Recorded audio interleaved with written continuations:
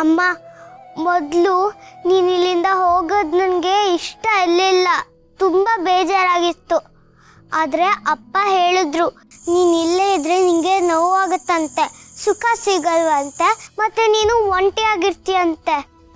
ನಿಂಗೆ ಇಲ್ಲಿರೋಕ್ಕೆ ತೊಂದರೆ ಆಗುತ್ತೆ ಅಂದರೆ ನೀನು ಇಲ್ಲಿರಬೇಡ, ದೇವ್ರ ಹತ್ರ ಹೋಗು, ಅಲ್ಲಿ ನೀನು ಸೇಫ್ ಆಗಿರ್ತೀಯ ಅಲ್ವಾ? ಅಮ್ಮ, ಆದರೆ ನೀನು ನನಗೆ ಒಂದು ಪ್ರಾಮಿಸ್ ಮಾಡು. ನೀನು ನನ್ನಿಂದ ಎಷ್ಟೇ ದೂರ ಇದ್ದರೂ ನೀನು ನನ್ನನ್ನು ದಿನ ನೋಡ್ತಾ ಇರಬೇಕು. ನಾನು ತಿಂಡಿ ತಿನ್ನಲಿಲ್ಲ ಅಂದರೆ ನೀನು ಅಲ್ಲಿಂದಾನೇ ನನಗೆ ಬೈಬೇಕು. ನಾನೇನಾದರೂ ತಪ್ಪು ಮಾಡಿದ್ರೆ ನೀನು ಅಲ್ಲಿಂದಾನೇ ನನಗೆ ತಿದ್ದಬೇಕು. ನನಗೆ ಅಮ್ಮ ಬೇಕು ಅನಿಸಿದಾಗ ನನ್ನ ಕನಸಲ್ಲಿ ಬಂದು ಲಾಲಿ ಹಾಡು ಹೇಳು, ಸರಿನಾ? ಅಮ್ಮ, ಐ ಲವ್ ಯು ಅಮ್ಮ, ಐ ಲವ್ ಯು.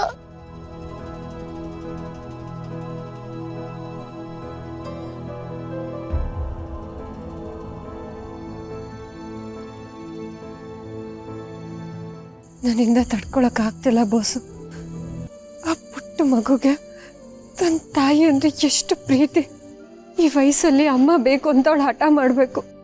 ಆದ್ರೆ ತನ್ನಮ್ಮಂಗೆ ನೋವಾಗದೆ ಇರಲಿ ಅಂತ ದೇವ್ರ ಹತ್ರ ಕಳಿಸೋದಕ್ಕೆ ತಯಾರಾಗಿದ್ದಾಳೆ. ಇಷ್ಟು ಚಿಕ್ಕ ವಯಸ್ಸಲ್ಲಿ ಅಷ್ಟು ದೊಡ್ಡ ಮನಸ್ಸು ಇವಳಿಗೆ ಎಲ್ಲಿಂದ ಬಂತು? ಇದೇ ಅಂಬಿಕಾ ಸಂಸ್ಕಾರ ದುರ್ಗ. ಅಂಬಿಕಾ ಕಣ್ಣಿಗೆ ಕಾಣಿಸ್ತಾ ಇದ್ರು, ಹಿತ ಮಾತಲ್ಲಿ ಇನ್ನೂ ಜೀವಂತವಾಗಿದ್ದಾಳೆ. ನನ್ನ ಮಗಳು ಇನ್ನೋಸೆನ್ಸ್ ನೋಡ್ತಾ ಇದ್ರೆ ನನ್ನ ಮೇಲೆ ಸಿಟ್ಟು ಬರ್ತಾ ಇದೆ. ಅವಳಿಗೆ ಅವರಮ್ಮನ ಕಳಿಸೋದಕ್ಕೆ ಇಷ್ಟ ಇರಲಿಲ್ಲ. ಆದರೆ ಅಂಬಿಕಾ ಇಲ್ಲಿದ್ದರೆ ಅವಳಿಗೆ ತುಂಬ ನೋವಾಗ್ತಾ ಇತ್ತು. ಅವಳಿಗೆ ಮುಕ್ತಿ ಸಿಗಬೇಕು ಅಂತಂದರೆ ನಾನು ಇವಳನ್ನ ಬಲವಂತವಾಗಿ ಶ್ರಾದ್ದಕ್ಕೆ ಒಪ್ಪಿಸ್ಲೇಬೇಕಿತ್ತು. ಕ್ಷಮಿಸ್ಬಿಡು ಕಂದ, ನನಗೆ ಮುಗ್ಧತೆನ ತುಂಬ ಚೀಪಾಗಿ ಯೂಸ್ ಮಾಡ್ಕೊಂಬಿಟ್ಟೆ. ನಿನಗೆ ನಿಮ್ಮಮ್ಮನ ಮೇಲಿರೋ ಪ್ರೀತಿನ ಕಿತ್ಕೊಳ್ಳೋ ಅಧಿಕಾರ ನನಗಿಲ್ಲ ಕಂದ. ಅದ್ರ ಏನು ಮಾಡಲಿ? ಅಂಬಿಕಾ ಆತ್ಮಕ್ಕೆ ಶಾಂತಿ ಸಿಗಬೇಕು ಅಂತಂದರೆ ನಿನ್ನ ನಂಬಿಕೆನ ಬಲಿ ಕೊಡಬೇಕಾಯ್ತು. ದಯವಿಟ್ಟು ನನಗೆ ಕ್ಷಮಿಸ್ಬಿಡು ಕಂದ. I am sorry. ಬಾಸು, ದಯವಿಟ್ಟು ಪಶ್ಚಾತ್ತಾಪ ಪಡಬೇಡಿ. ನೀವು ಇದನ್ನೆಲ್ಲ ಮಾಡ್ತಿರೋದು ಅಂಬಿಕವ್ರು ಒಳ್ಳೇದಕ್ಕೋಸ್ಕರ. ಪುಟ್ ಮೇಡಮ್ ಇವತ್ತು ಅವರಮ್ಮನ್ನ ಕಳಿಸ್ಕೊಡ್ತಿರ್ಬೋದು, ಆದರೆ ಒಬ್ಳು ತಾಯಿ ಯಾವತ್ತೂ ತನ್ನ ಮಗು ಕೈ ಬಿಡೋದಿಲ್ಲ.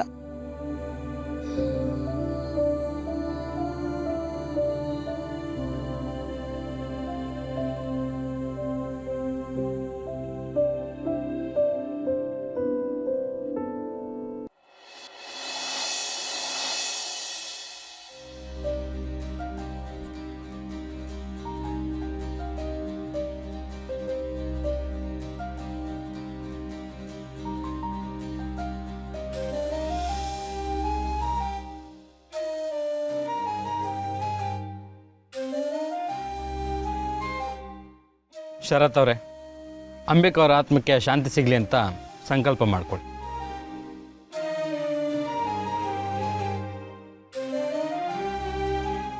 ಛೇ, ಇದೇನಾಗ್ತಿದೆ? ನನ್ನ ಹೃದಯ ಬೇಡ ಅಂತ ಕೂಗ್ತಿದೆಯಲ್ಲ, ನನ್ನ ಬುದ್ಧಿ ಮಾತ್ರ ಶ್ರಾದ್ದ ಮಾಡು ಅಂತಿದೆಯಲ್ಲ. ಏನು ಮಾಡಲಿ ನಾನು? ಒಂದೇ ಒಂದ್ಸಲ ಅಂಬಿಕಾ ಅವರೇ, ಒಂದೇ ಒಂದ್ಸಲ ನನ್ನ ಜೊತೆ ಮಾತಾಡೋಕ್ಕೆ ನಿಮ್ಗೆ ಆಗ್ತಿಲ್ವಾ? ಎಲ್ಲಿದ್ದೀರಾ ನೀವು? ನಾನು ನಿಮ್ಮ ಜೊತೆ ಮಾತಾಡಬೇಕು. ಅಕಸ್ಮಾತ್ ಅವ್ರಿಗೇನಾದರೂ ತೊಂದರೆ ಆಯ್ತಾ, ಅಥವಾ ಅವರಿಂದ ನಮಗೆ ತೊಂದರೆ ಆಗುತ್ತೆ ಅಂತ ಭಯ ಪಟ್ಕೊಂಡು ಅವ್ರು ದೂರ ಹೋದ್ರಾ? ಅಂಬಿಕಾ ಅವರೇ, ಒಳ್ಳೇದೇ ಆಗ್ತಿದೆ ಅಂತ ಎಲ್ಲರೂ ಹೇಳ್ತಿದ್ದಾರೆ, ಆದರೆ ನನಗೆ ಯಾಕೋ ಇಷ್ಟೊಂದು ಸಂಕಟ ಆಗ್ತಿದೆ. ಇದನ್ನೆಲ್ಲ ಈಗಲೇ ತಡಿಬೇಕು ಅಂತ ಅನಿಸ್ತಿದೆ. ಆದರೆ ನಾನು ಹೇಳೋದನ್ನು ಇಲ್ಲಿ ಯಾರೂ ನಂಬೋದಿಲ್ಲ, ಯಾರೂ ಅರ್ಥನೂ ಮಾಡ್ಕೊಳ್ಳೋದಿಲ್ಲ. ನನ್ನ ದಯವಿಟ್ಟು ಕ್ಷಮಿಸ್ಬಿಡಿ. ಕೊನೆಯದಾಗಿ ಒಂದ್ಸಲ ಅಂಬಿಕಾ ಅವ್ರನ್ನ ನೋಡಬೇಕು, ಮಾತಾಡಬೇಕು ಅಂತಂದ್ರೂ ಆಗ್ತಿಲ್ವಲ್ಲ? ಬಹುಶಃ ಅಂಬಿಕಾ ಅವರು ನಿಜವಾಗ್ಲೂ ನಮ್ಮಿಂದ ದೂರ ಹೋಗ್ತಿದ್ದಾರೇನೋ, ಅವರಿಗೂ ಇದೇ ನೆಮ್ಮದಿ ಕೊಡುತ್ತೇನೋ ಅಂತ ನನ್ಗನ್ನಿಸ್ತಿದೆ. ನೀವೆಲ್ಲೇ ಇರಿ, ನೆಮ್ಮದಿಯಾಗಿರಿ ಅಂಬಿಕಾ ಅವರೇ, ನೆಮ್ಮದಿಯಾಗಿರಿ.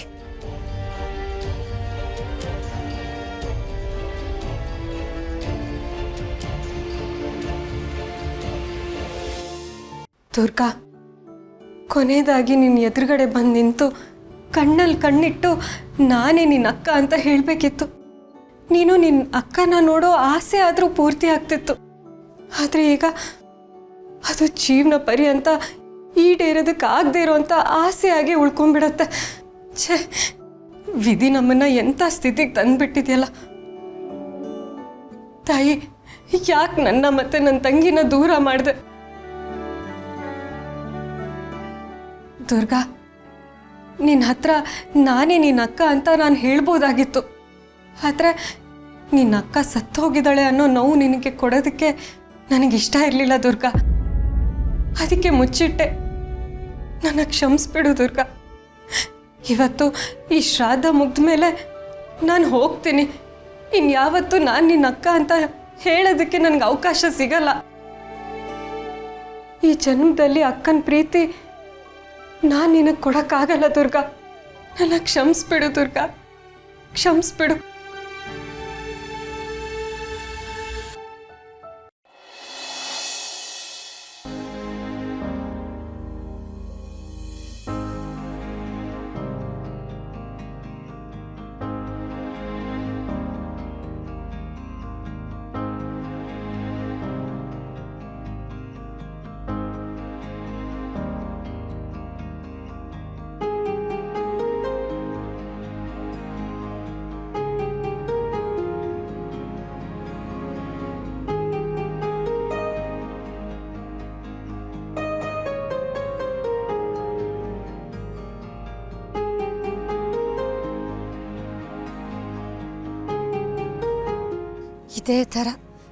ಇದೇ ಥರ ನೋವು ನನ್ನ ಸ್ವಂತ ಅಕ್ಕನ ಕಳ್ಕೊಂಡಾಗ ನಂಗೆ ಆಗಿತ್ತು.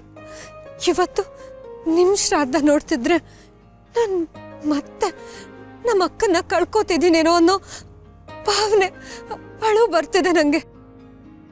ನಂಗೆ ಯಾಕೆ ಇಷ್ಟೊಂದು ಸಂಕಟ ಆಗ್ತಿದೆ? ಯಾಕೆ ನನಗೆ ನಿಮ್ಮಲ್ಲಿ ಇಷ್ಟೊಂದು ಮಮತೆ? ನೀವು ನನಗೆ ಕೇವಲ ಪರಿಚಯದವರಲ್ಲ, ನೀವು ನನ್ನ ಉಸಿರಲ್ಲಿ ಸೇರ್ಕೊಂಡ್ಬಿಟ್ಟಿದ್ದೀರ. ಅಂಬಿಕಾ ಅವರೇ, ನೀವು ಯಾವತ್ತೂ ನನ್ನ ಜೊತೆಗೆ ಇರಬೇಕಿತ್ತು. ಈ ಲೋಕ ಬಿಟ್ಟು ಹೋಗಬಾರ್ದಿತ್ತು. ನೀವಿಲ್ಲದ ಈ ಜಗತ್ತು ಊಹಿಸ್ಕೊಳಕ್ಕೂ ನಂಗೆ ಆಗ್ತಿಲ್ಲ ಅಂಬಿಕಾ ಅವರೇ.